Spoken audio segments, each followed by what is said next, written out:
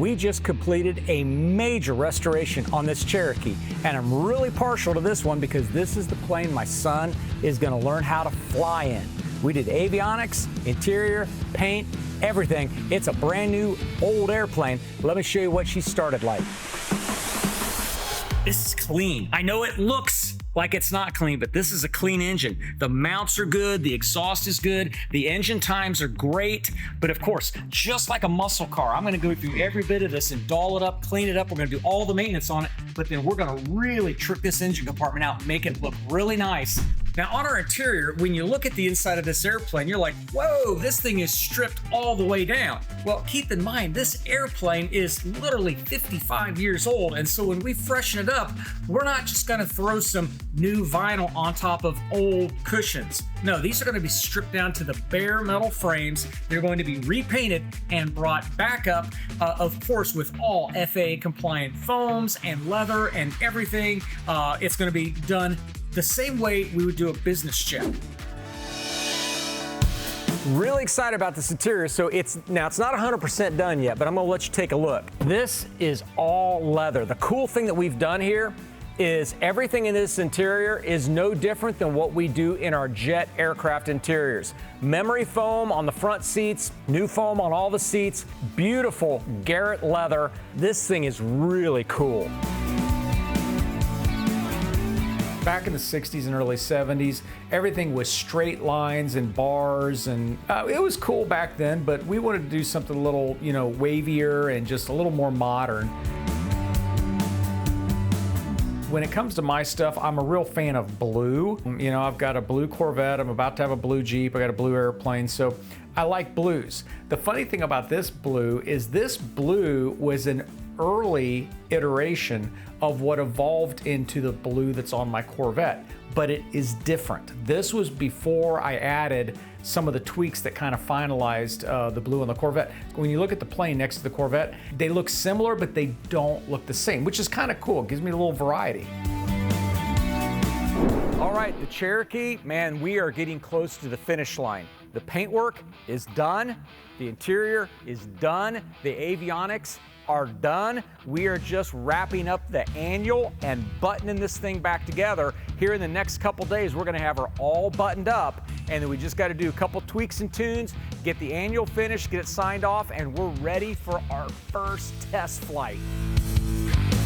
This particular engine is an STC 160 upgrade, so it's a Cherokee 140, but it's got a 160 horsepower engine on it. One of the things that was really attractive to me about it is the airtime, total airtime on the frame is about 3,000 hours. The engine is 795 hours since remanufacture. So that's actually a step up from just a standard rebuild. So this engine's not even to half its life. Now, it had been several years since this airplane has flown, but it's been started on a regular basis. So that was a really good thing. And I knew this plane on the field. So when we went to start it, of course, we had a couple setbacks, number one, number two, number three, finally got it lit, because, we run across problems that don't manifest themselves until you try to light her up. And so, we had some fuse issues. We had a fuel pump that was bad, that we didn't really know was bad until we tried to turn it on, and then we had some other issues with fuel flow, and that kind of stopped us from starting it the first couple times. Try and start this thing. Hasn't run in a while. But then on the fourth time, we got all the bugs worked out of it, and I gotta tell you, I am so proud that it only took about 2 blades. So I mean, just a couple seconds, and that engine lit right off like it had been flying, and I mean, lit off and ran like a sewing machine. And so you can see from the video, when it went, man, it lit right off and it ran great. Now we've got a running, working airplane. We're chasing down a couple of minor electrical issues with lighting, a couple other little things, and then this thing is ready to cowl up, finish up the annual, and go flying. All right, so we're getting down to the nitty gritty on this airplane here. As you can see, we've got the cowling back on it. We can lift that dude up and see that just beautiful remanufactured Lycoming engine in there ready to go. But one of the things I'm really cool about is attention to detail. We've taken and we've actually polished the aluminum so that when this is reassembled, you'll be able to see that the latch to latch this down, that's gonna look really, really cool. So just little finishing touches.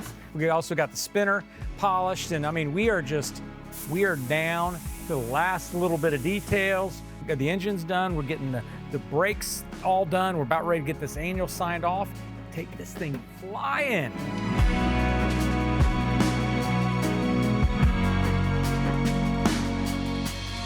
All right, I want to walk you through some of the high points of this restoration we just did on this Cherokee. I mean, the reason I put so much into this is we started with a 3,000-hour airframe, which is not a lot for an airplane that was built in 1969. You know, starting up here at the nose, we took a very highly milled spinner and we left some of the mill marks in it, but we went ahead and high polished it just to kind of give it that nostalgic look. But then when you open up the engine compartment here, we wanted this airplane to look new. So everything on the inside epoxied, the firewall has been coated, and we completely re-detailed and cleaned up the engine compartment. So again, it doesn't look like brand new, but I'll tell you what, for 50 plus years old, that ain't a bad looking engine compartment, I gotta tell you. And everything works just so good on this thing. So red accent for the fuel caps, we just got the wheel pants on. Everything on this plane has been reworked. New hardware on the marker lights, a little bit of a modernization there. And then on the inside of this airplane, you know what, let's just go take a look. Now, just to make it easier to shoot this video, I haven't put the latch back on the bottom of this door so we can kind of open up out of the way and let you kind of see here. That's called thinking ahead. So as we kind of double back the door here, super, super comfortable seats. The side panels were completely redone, top to bottom. Full IFR, WAS GPS certified airplane. So we're gonna be able to get Christian all the way through his IFR. I'm gonna get my IFR finished, get some work done. What we've got here is we've got your basic vintage steam gauge setup that's been fully modernized, but also has a Garmin 375 ADBS and GPS combo panel, which is a great value, by the way. Anybody that's my age probably learned how to fly in something like this, or a Cessna 150 or 172 or something like that. And I'll tell you what, these are the great trainers. Now, listen, there's some really cool modern trainers out there, but I'll tell you what, if you haven't flown one of these, man, you got to get in one of these because these are just wonderful flying aircraft. But the fact that this is how my son is choosing to start his aviation journey and really get his license and get going, and he'll solo in this airplane, he'll take his check ride in this airplane, we're going to create some great family memories here. And so, of course, this one here has a lot of extra meaning in my heart, if you will, because this is going to be our family ride. My wife's going to fly in this, my daughter's going to fly in this, my son, my friends.